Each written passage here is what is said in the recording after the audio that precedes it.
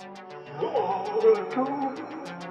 blackest eyes, the devil's eyes. Why don't we just wait here for a little while? See what happens. Do you want to die, Sidney? For England, James? No.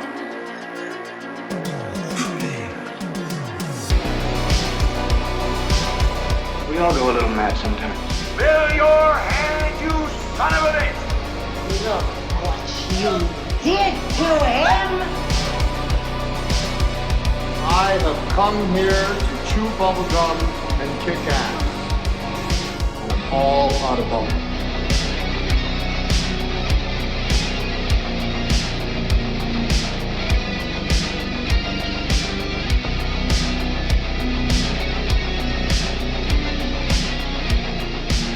As you can see, I have here.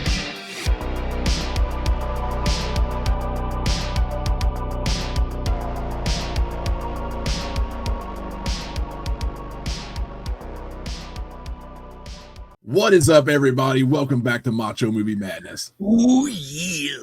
I'm Brandon. Alongside me always is Andrew. And today we have got something I'm very excited about because this is why we love Batman 1989. Andrew, I'm going to tell you right now, I don't know how many people know this about me. This is one of my favorite movies of all time. You like it better than Twister? Oh, yeah, for sure. Just the little kid in me. See, here's the thing. I love Twister. You got Halloween, you got Twister, you got Batman, True Lies, the Terminator 2, Jurassic Park. You've got that's like my, ever since I was a kid, this is my go-to movies. Batman, and I love Batman Returns too, by the way, because I'm a big Michael Keaton Batman fan. Batman 89, just all around, is one of the best superhero movies of all time, one of the best films of the 80s, and like I said, one of my favorite films of all time. I have watched this no less than 1 billion times. I mean, it has to be. I just about wore my VHS tape out as a kid. I've had a DVD. I've got the Blu-ray. I've got it on 4K. You know, the only other movie that I've got that is Halloween and Terminator 2. That's, and I don't have the VHSs of those. But man, yeah, Batman, it's one of my favorites. I'll buy that for $1. So this is kind of an interesting scenario here. This movie, I don't know if you know this movie was about a 10-year process. So 1978 rolls around, 1979. Yeah, 78 was when Superman came out, right? Right. Christopher Reeve Superman. So by 1979, they were already this project was already pretty well talked about. And it just never, and without going into a lot of details and spending all day long, there's documentaries. In fact, there's a documentary on the Blu-ray version of Batman that talks about the making of this and everything that went involved. But I mean, it went through years and years of scripts and development hell and trying to figure things out. By the 70s, obviously, Christopher Reeve, and this, I don't know if this is a hot take or not, Christopher Reeve Superman 1 and 2 even, I think is, for me, the peak Superman. I have never seen an on-screen Superman so accurate to a comic book or to what I envision Superman. I like Dean Cain as Superman on that show. I like Henry Cavill's an awesome-looking Superman. Obviously, with today's technology, you can do so much more to make it look good. But I think when you get down to actual acting and the character, Christopher Reeve has not done it. Or no one's done it better than Christopher Reeve. Yeah. I need to check those movies out again. I bet it's been 25 years since I've watched those. So you should. And I was talking to our buddy JK about this actually. He's big into DC like I am. He's a very big Batman fan like I am. And he's actually never watched them. And I hope he's watching them this weekend because I encouraged him to do so with his little boy.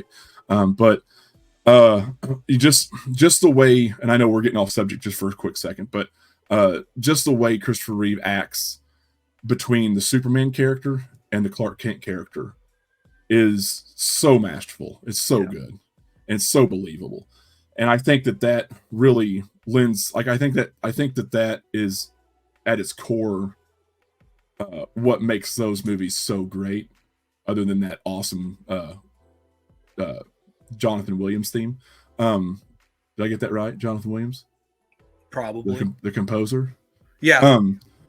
Anyway, he's the one that did Star Wars and everything. Anyway, just it makes up so much for the lack of effects and CGI and everything they can do nowadays. It just really builds that character, and I think Christopher Reeve nailed it. And I think similarly, Michael Keaton did that surprisingly for Batman and Bruce Wayne. And if you really pay attention in this movie, and I know I'm kind of getting in deep here before we even really get started, but if you really pay attention to the dynamic here, he plays it pretty masterfully as well. Bruce Wayne is Batman's alter ego. It's not the other way around. And that's why this is so well done. And I think that's why Michael Keaton did so well. Batman is who this man is. He is Batman. Bruce Wayne does not matter to him. And if you really pay attention in that movie, when he's Bruce Wayne, he's goofy. He's kind of lost. He kind of seems lost. That opening sequence he has there with Kim Basinger, Vicky Vale. It's like, what? Yeah, he's kind of, he's locked eyes on her, and he's sitting shit down, and it's kind of comedy. But Alfred comes in and like scoops up the wine glass before it can fall and break, and he takes the pin and just like sticks it somewhere, and then Alfred comes and takes it and puts it on his tray. That's kind of funny stuff. But that just goes to show you that it's Bruce Wayne just coasting, like it's not important to him. He's just kind of he's still Batman there. And I think that was so well done in this movie, and I think Michael Keaton did such a good job. And I know everybody really kind of scratched their head when they first announced Michael Keaton as Batman, because Mr. Mom, he's a comedy actor, he's a comedian, like what's this? Johnny Dangerously. And I think Kevin Smith talked about it when they released that first promotional shot of Michael Keaton in the suit right next to the car. Everyone knew, like, this is it. And Batman in the 70s was really waning by this time. I mean, you had the 60s campy era, and the 70s was a little bit better, but not much. But I think it was, what year was it? Was it 80? Are you talking about when A Death in the Family showed up? That was Death in the Family was one. The Dark Knight Returns is the biggest one. Frank Miller. Is that 86? What was that? 86. Yes, 86. Yeah, 86. The Dark Knight Returns came out, and so by then you really got this really darkened image of Batman. It really brought that character back, and I think that kind of lent itself a little bit to this film. And I have to give all the credit in the world to Tim Burton. As crazy and as weird as his stuff is, I don't think I've ever seen, he's got a certain style. Beetlejuice was great. I love Beetlejuice. But I don't think he's ever put so much, like, I don't think it's been so accurate and so much focus into a movie than he did with these first two Batman films. Just to me personally, I think Batman Returns might have been a little bit too dark and a little bit too crazy. And it really focused heavily on the villains. Which is very important in the Batman universe. His villains are just as big as he is, really, if not bigger in some cases, like the Joker. And speaking of Joker, you got Jack Nicholson, who agreed to do this movie for top billing, as long as he received top billing. But he to this day is still my favorite Joker too. Yeah, he's really good. I hold him and Heath Ledger kind of on opposite ends, on equal ends of the spectrum there. Yeah. Heath Ledger is that good chaotic anarchist style Joker. Anarchist is chaotic, but there's something I always love about gangster Joker, like mob style gangster Joker to me is, and I love that about Nicholson. I love about that time frame. The Killing Joke was another big thing around this time, I believe. I want to say it was in the late 80s as well. That was where he shot Barbara Gordon. he shot Batgirl and crippled her. A lot of dark stuff around that time. Yeah, and you can get onto him for this Joker being a little bit campy, but he's also very dark in this movie. Very, Grisham, and taking over his enterprise, and just the way he takes everybody out, mass genocide on Gotham City with nerve gas, and he is very dark in this movie. Yeah, it's kind of a good mix of everything that you've ever seen, Joe, just in a much darker tone. Yeah, I thought it makes him seem more manic. Exactly. This came out in 1989. Obviously, a very big summer blockbuster movie. When you think of summer blockbuster movies, this is one of them I think of. Yeah. Just how big everything was, and I was literally less than a year old when this came out, but I've seen everything on it. Just how big. Yeah, I said it in our No Holds Barred review over on Warehouse B. When I went that summer to watch No Holds Barred with my uncle and my cousin, the most impressive thing about the movie was the trailer for Batman. Yeah, at the beginning. yeah. People were just buying tickets to movies to see this trailer and walking out afterwards. It's so crazy. So yeah, June 19th is when it released. 89. June 23rd in the United States. That was in Westwood, Los Angeles, is when that was released in June 19th. United Kingdom came out on August 11th. $48 million was the budget. $48 million in 1989. 411.6 million at the box office. Wow, that's crazy. Yeah. That's crazy good. But yeah, I there's something about Tim Burton, man. I wish we'd have got that third film. But obviously McDonald's controlled everything in the early 90s, those toys, and they really put the hurting on Batman Forever.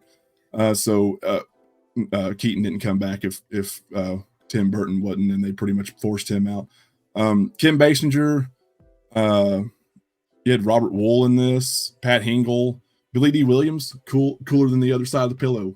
Billy D. Williams, Harvey Dent. I would like to have seen them continue with Batman Forever. I don't know what the script was, but I'd like to have seen them continue with him as Harvey Dent. Yeah.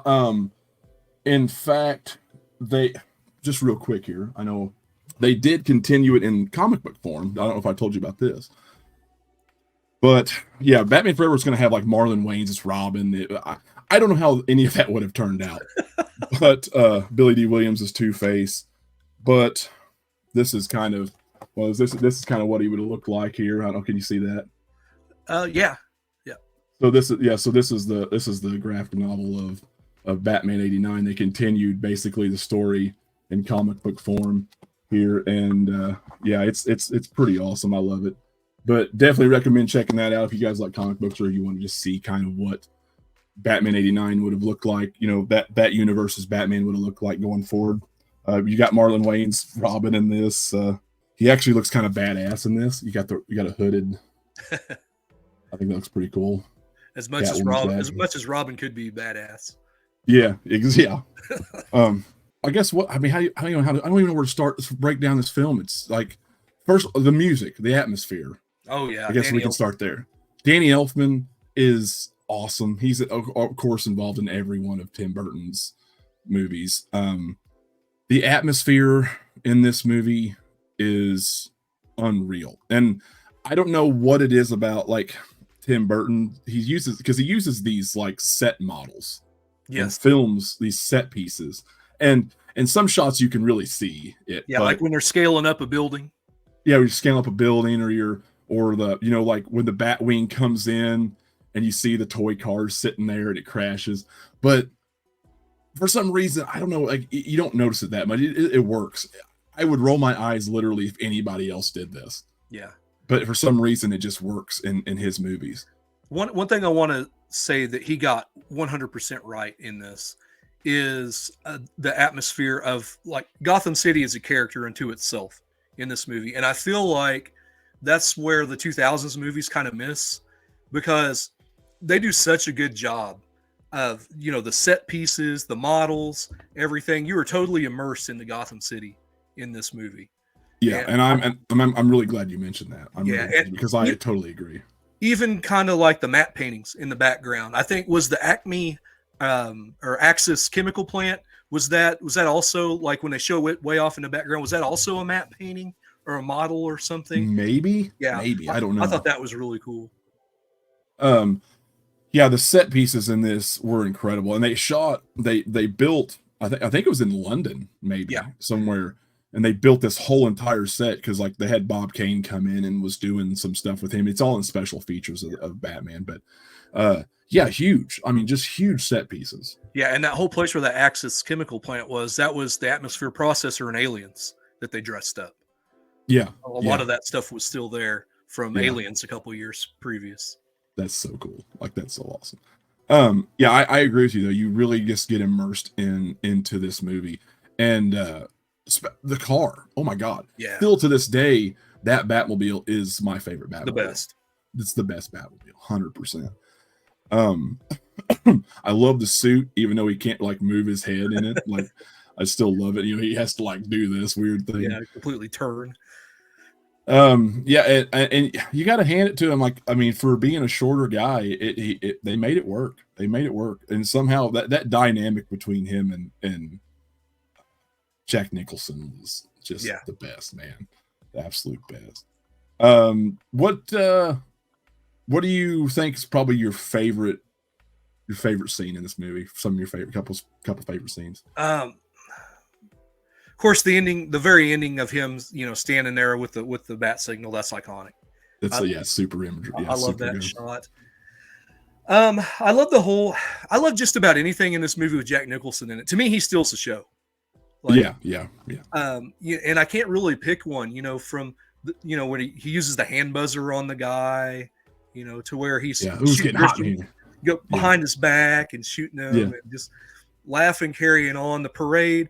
To me, anything with Jack Nicholson in this pulls movie, that huge revolver out of his trousers. Yeah. I used to have the NES game as a kid, and that like scared the ever loving crap out of me when I made it to the end there, and he pulls that gun out. I was like, oh no. Yeah. But yeah, I love that. The Batman stuff was cool, and I like just about every shot with Batman too. But yeah, that all that Joker stuff is my favorite.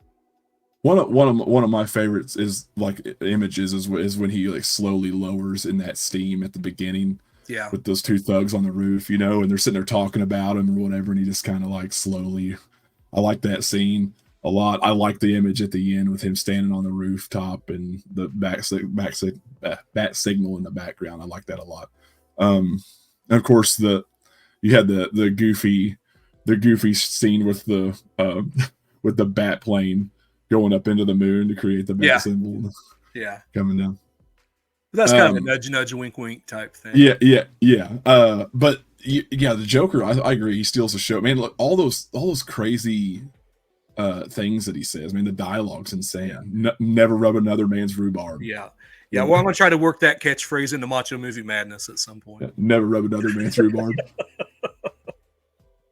I don't know where that'll fit, but What'd you think is Kim Basinger as Vicky Vale? See, to me, she was all right, but to me, if there's one failing point in this movie, it's like there's no emotional core, and there should have been something there. I felt like you said, Bruce Wayne's really awkward, and I felt like the romance to me is the one part in this story where it doesn't fail. It doesn't fail, but it falls short just a little bit. Does that make sense? Yeah, so that's what you were talking about off camera earlier. Okay, so that's where I can understand that. I think that's what it is. I think it's one of those things where it's like he is kind of capable, but he's really not, because he has this dedication, this obligation as Batman. That's who he is. Yeah, and they really touch on that at the ending scene there, where she's led into the Batcave, and he's like, I'd like to, but he's out there, and I've got to go to work. Yeah. And that's so. I mean, it's real, and it's good dialogue. Like, I mean, it's real. It's true to what the character is. Yeah. And I'm not calling for Batman to fall in love, but I think if you throw that line out there, you have to go for it. And so I felt like it was kind of a missed opportunity. Yeah, but in a way, they kind of end both that one and Returns in the same way. It's just like, I'm who I am, and this is not going to work. And even with Catwoman, he was kind of like, obviously obsessed with her. And you know, in later comics, you know, Tom King just a few years ago that, you know, they got married. You know, him and Selena Kyle are married. So like they obviously have this thing. It's just yeah, balancing that life with who he is really hard to do. And I like how they done it. That's really the only not bad, but just slightly negative thing I have to say about the movie. Yeah. So yeah. I what would you rate this thing? Between 4 and a 4.5, probably. Yeah. Maybe 4.25. I don't know if I can give it a 5 out of 5, just because it's really hard to give anything a 5 out of 5 when nothing is perfect. Right.